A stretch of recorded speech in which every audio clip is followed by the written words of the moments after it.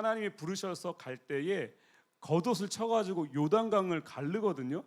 근데 엘리사 선지자가 똑같이 이 회오리 바람을 통해서 엘리야 선지자가 올라가니까 아마 바람에 날려가지고 겉옷이 이제 떨어졌어요. 그 겉옷을 가지고 엘리야 선지자의 겉옷을 가지고 요단강을 치니까 똑같이 물이 갈라집니다. 예, 이런 역사가 보면 완전히 다른 존재가 돼서 이제 돌아오는, 어떻게 보면 그림, 이제 영화나 한 장면 보면 참 뭔가 좀 대단한 장면이 될 것 같은데, 여러분 이 부분에서 이제 우리가 생각해 볼 부분은 이런 부분인 것 같아요. 대단한 어떠한 이 능력이 엘리사 선지자에게 분명히 임했잖아요. 사람들은 어디에 집중할 것 같습니까? 이 장면을 보면서 우와, 요단강이 갈라졌다, 여기에 집중하잖아요. 그렇죠? 이 여기 언급되고 있는 갑절의 영감은 과연 무엇을 의미할까? 이 부분을 우리가 한번 짚고 가는 게 중요합니다. 왜냐하면 이것이 뭐냐면 성령을 이해함에 있어서 정말 중요하기 때문에 그렇거든요. 사람들이 성령을 이제 이해할 때 어떻게 이해하냐면 어떤 능력, 막 초능력 같은 어떤 능력, 아니면 우리가 잘 표현한 은사, 이렇게 표현을 하는데 여기에 집중할 때가 많거든요.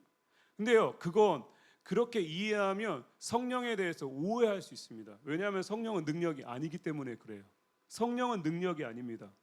성령은 인격이에요, 인격. 그렇죠? 그래서 우리가 하나님을 표현할 때 성부 하나님, 성자 하나님, 성령 하나님 이렇게 표현을 하거든요. 그래서 성령 하나님, 인격이신 그 하나님을 통해서 발현되는 게 능력인 거예요. 그러니까 능력은 본질이 아닙니다. 우리가 이걸 잘 짚고 넘어가야 돼요. 이걸 잘못 이해하면 믿음의 방향이 다른 곳으로 나아갈 수 있거든요. 그러면 이 능력이 지금 분명히 엘리사 선지자에게 임했다는 것, 갑절의 영감은 결국 무엇입니까? 그가 대단한 능력을 가졌다가 본질이 아니고 그가 엘리야 선지자와 똑같이 하나님의 사용하시는 선지자로 되었다. 그러니까 하나님께 쓰임 받는 존재가 되었다. 이 부분이에요. 그러니까 선지자의 사명을 계승하였고, 그리고 그가 행하는 모든 능력은 엘리야가 준 것이 아니고, 엘리야가 가졌던 능력을 그가 계승한 것이 아니고 하나님께로부터 나온다라는 거예요. 그러니까 이 모든 것은 하나님께 있다라는 것을 우리가 처음부터 염두해보고 이 엘리야 선지자의 사역을 보면 좋을 것 같은데요. 엘리사 선지자의 첫 사역이 오늘 읽은 이 부분이에요. 그러니까 사람들 앞에 뭐 요단강을 가른 것도 있지만 첫 번째 사람들 앞에서 행한 사역이 뭐냐면 이겁니다. 오늘 읽은. 그러니까 처음이라는 의미가 되게 중요한 의미를 갖잖아요. 처음 하면 다 누구나 다 처음 하면은 누구나 다 기억하고 때로는 축하도 해주고 뭐 기념을 해주고 이러는데 마찬가지입니다. 엘리사 선지자도 지금 처음 사역을 하는데 이건 결국 뭘 보여주냐면 엘리사 선지자가 앞으로 어떤 사역을 이어가게 될 것인지를 이 사건을 통해서 예고하고 있는 것과 똑같은 거예요. 그러니까 그가 정말 성령이 엘리야 선지자에게 행했던 그 성령의 역사가 엘리사 선지자에게도 있는가? 그리고 앞으로 그가 그런 하나님의 능력이 임했는데 하나님이 들어 사용하신다면 그가 어떤 사역을 계속해서 이어갈 것인가? 처음 문을 여는 거거든요. 그러니까 되게 중요한 의미를 갖습니다. 그리고 그가 자신이 간구했잖아요. 그러니까 자기가 간구한 거예요. 그러니까 왜 그걸 간구했는지도 동일하게 의미가 갖는 거거든요. 그런 거 있잖아요. 어떤 사람은 능력이 임하면 이 능력을 가지고 내가 뭘 해야 되겠다라는 목적이 있는 사람도 있잖아요. 엘리사 선지자가 과연 그런 것인가? 아니면 정말 엘리야 선지자처럼 하나님께 쓰임 받고 싶은 것인가? 그래서 하나님의 도구가 되어서 하나님이 행하시는 많은 일들을 행할 것인가? 이게 이제 이 사건을 통해서 드러날 수 있는 거예요. 이 일은 언제 일어났냐면 이제 요단강에 이제 엘리야 선지자가 승천하고 요단강에서 이제 돌아오면서 이루어진 일인데 이제 여리고에서 이루어진 일입니다. 여리고 또 한번 이제 주일날 한번 이제 되돌아 생각해 볼게요. 지도 이제 끝날 부분에 이제 목사님이 지도 설명을 해줬잖아요. 사해 기억나세요? 사해가 있고 물지기가 있었잖아요. 사해 위쪽으로 그 물지기를 따라 올라가면 어디가 있었습니까? 갈릴리 호수가 있었잖아요. 그렇죠? 갈릴리 호수의 물이 요단강 줄기를 내려와서 사해로 내려오는 거예요. 근데 물이 이제 안 흐르니까 사해는 죽은 바다가 되는 거예요. 물이 흐르지 않으니까. 예. 이 여리고가 어디 있냐면 이 사해 북서쪽에 여기에 있어요. 그리고 예루살렘이, 여리고가 여기라면 예루살렘이 서쪽에 있거든요. 여기에 이 예루살렘과 여리고에 와디켈트라고 해가지고 이제 물이 많은 거예요. 잘 보이지 않다가 비가 오면 막 천이 흐르는 와디켈트라고 하는데 거기 샘들이 많이 있습니다. 그래가지고 이제 물이 풍부한 곳이에요. 그래서 지금도 여리고는 이 지형적인 영향 때문에 기후가 따뜻하고 그리고 물이 풍부해가지고 뭐 오렌지, 올리브 이런 농산물들이 잘 생산되는 곳이 여리고예요. 그 여리고 지역의 사람들이 지금 엘리사 선지자에게 나온 거예요. 그러면서 19절 보면 이렇게 말하고 있어요. 그 성읍 사람들이 엘리사에게 말하되 우리 주인께서 보시는 바와 같이 이 성읍의 위치는 좋으나 물이 나쁨으로 토산이 익지 못하고 떨어지나이다. 호소예요. 호소, 탄원. 보면 어떻습니까? 위치는 좋대요. 근데 반전이 있어. 물이 나쁘대요. 물은요 엄청 중요하거든요. 인간은 물이 없으면 살 수 없잖아요. 그리고 모든 것들이 이 물이 있을 때 가능해지거든요. 근데 토산이 익지 못하고 떨어진대요. 여러분 좋은 위치에 있습니다. 물도 풍부합니다. 그런데 어떤 거예요? 그 풍요 속에서 그 풍요를 누리지 못하는 어떤 비참한 인생의 아이러니를 지금 이들이 말하고 있는 겁니다. 왜 왔냐면 앞부분에 보면 이제 선지생도들이 얘기를 해요. 엘리야 선지자가 행하던 그 갑절의 성령의 역사가 엘리사 선지자에게도 임했다. 안 거예요. 그러니까 어떻게 하겠으면 막 소문이 났겠죠. 야, 엘리사가 능력을 행한대 막 이러면서 소문이 났겠죠. 그러니까 이 지역 사람들도 그 얘기를 들었을 겁니다. 그러니까 이 엘리사 선지자에게 나와서 자신의 어떤 이 고통을 지금 호소하고 있는 거예요. 지금 살고 있는 이 여리고 땅은 물의 문제 때문에 토산이 떨어지는 거예요.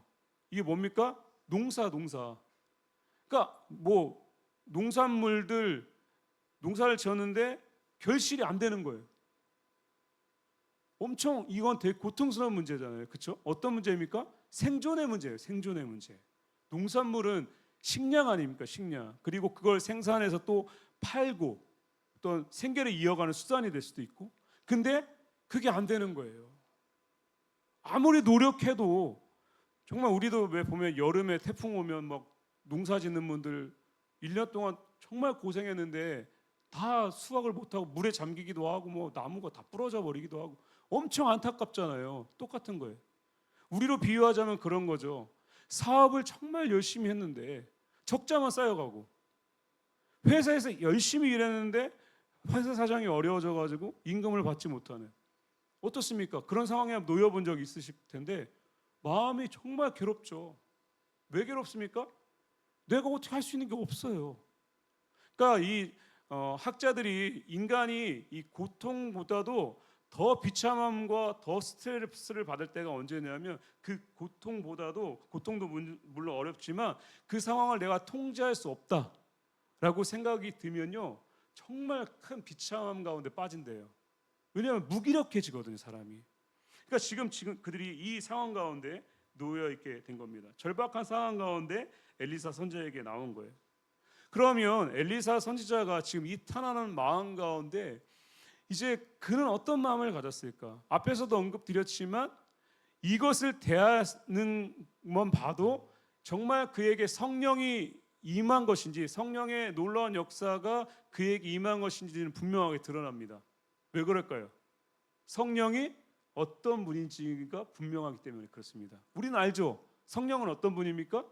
살리시는 분.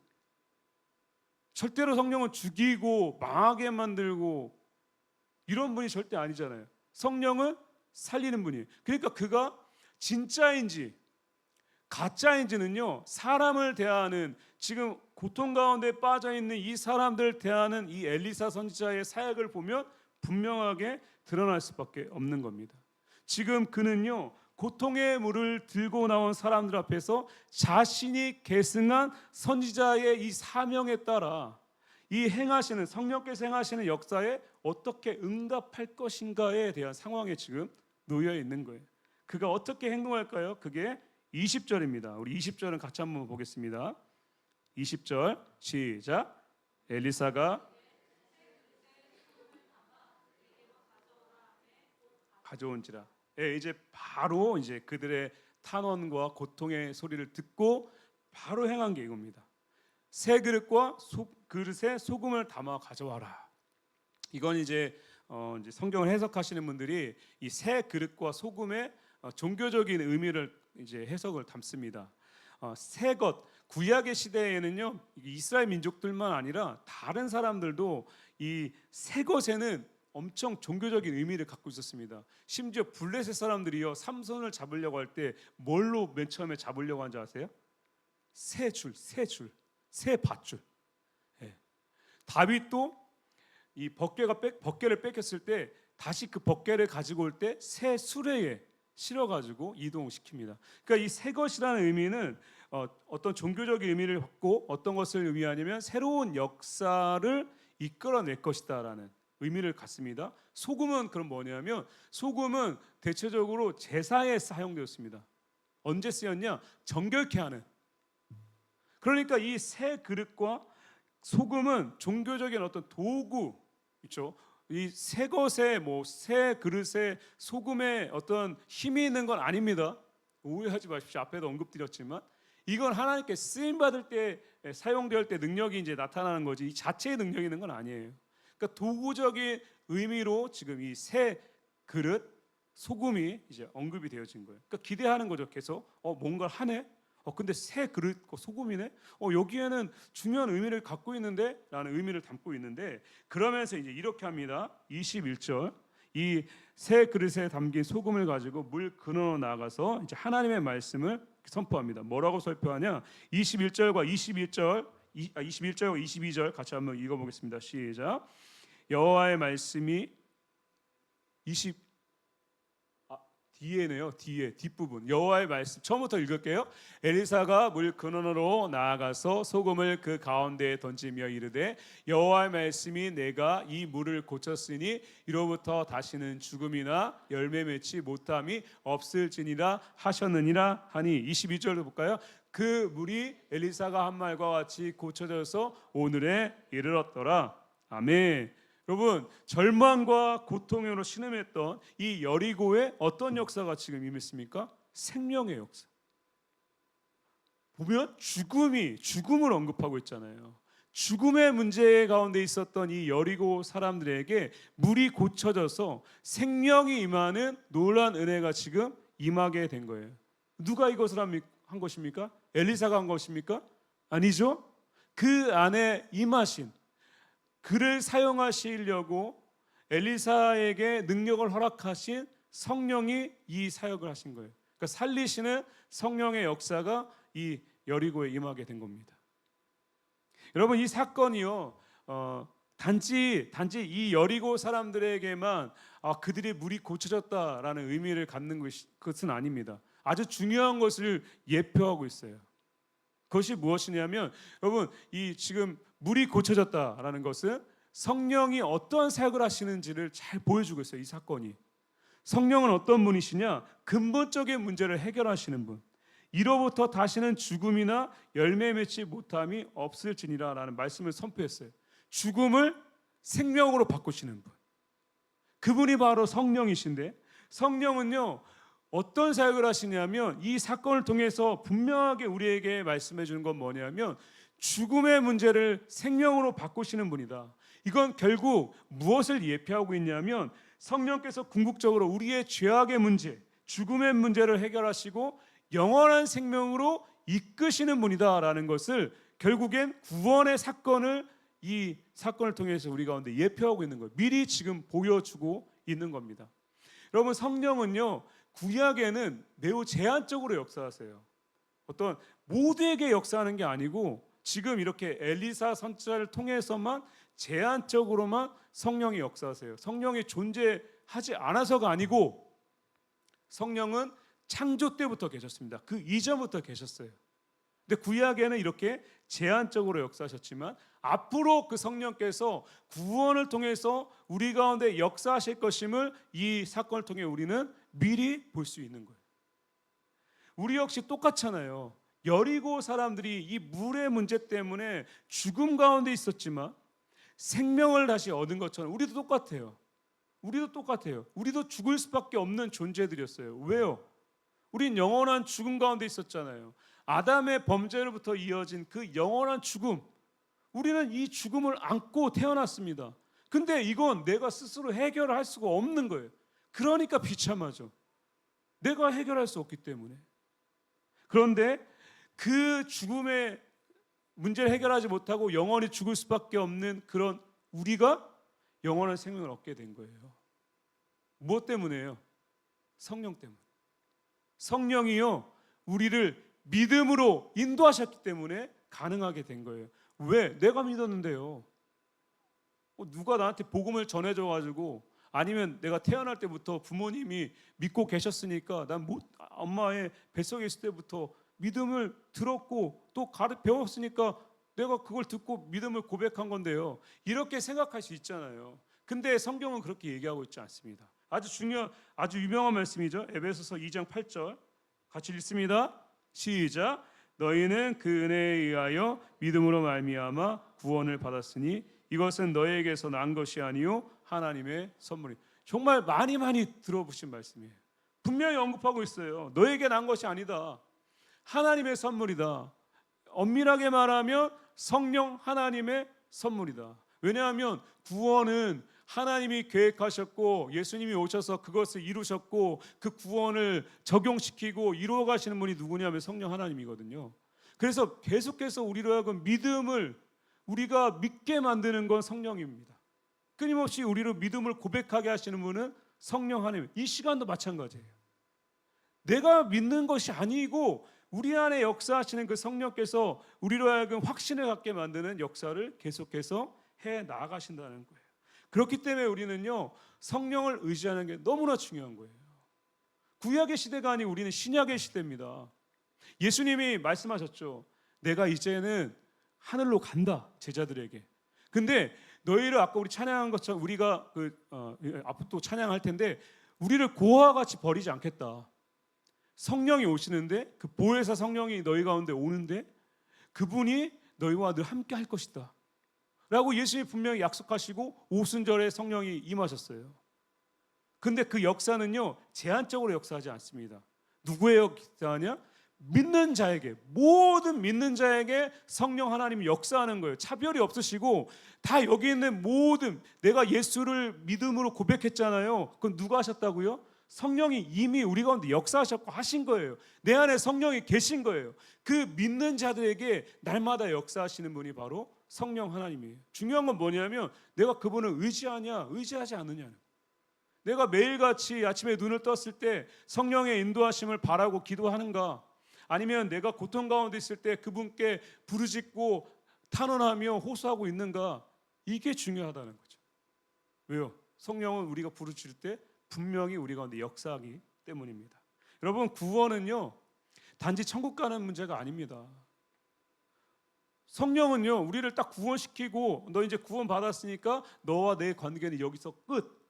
됐어. 넌 구원 이제 천국 가니까 끝. 네가 이제 하고 싶은 대로 살아. 이게 아니고 성령의 사역은요 구원을 이루어 가시고 결국엔 완성시키는 사역을 하시는 분이거든요. 그러니까 구원은요 천국 가는 것으로 끝나는 게 아니고 지금 우리 남아있는 이 삶 속에서 끊임없이 성령께서 우리 가운데 역사하신다라는 거예요. 오늘 말씀에 분명하게 나타나고 있죠.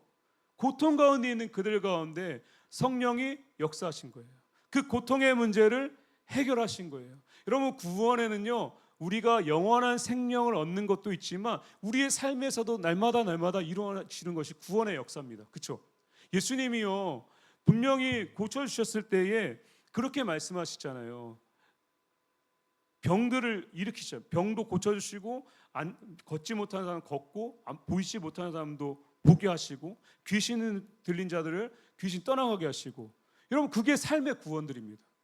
그것은 우리의 삶 속에도 계속해서 우리에게 주신 하나님의 은혜거든요.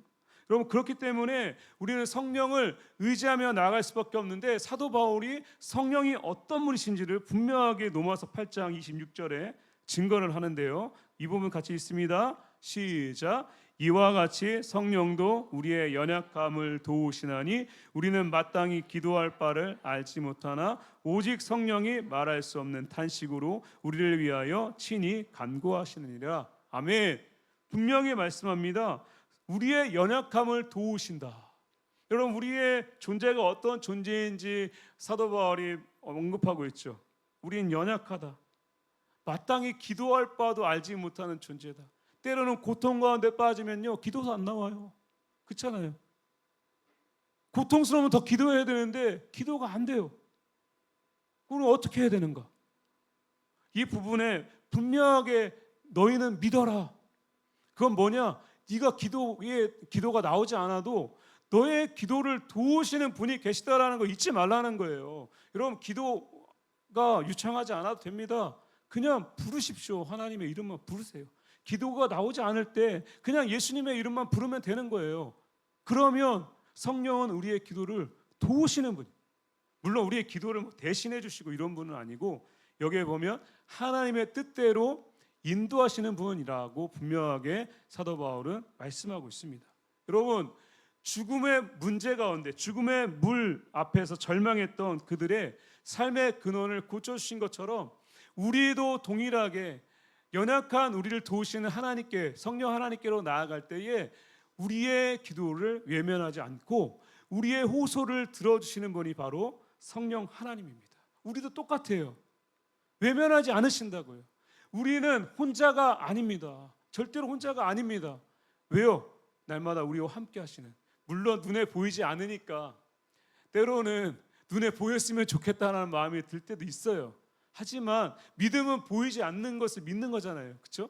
보이지 않지만 내 옆에 계신다라는 것을 확신하는 것, 마치 보이는 것처럼 생각하는 것이 믿음이잖아요. 그러니까 날마다 믿음이 약한 우리를 도와주시는, 믿음의 확신을 주시는 성령을 의지하면서 나는 혼자가 아니다. 때로는 나의 삶 가운데 이 사람들과 동일하게 고통의 문제들, 정말 내가 해결할 수 없는 너무나 고통스러운 문제들이 있는데, 그러나 우리가 주님께로 나아가고 성령의 도우심을 구할 때 우리의 삶에도 동일하게 이러한 구원의 역사들을 허락해 주신다라는 확신을 가지고 우리가 그 성령 하나님을 의지했으면 좋겠습니다.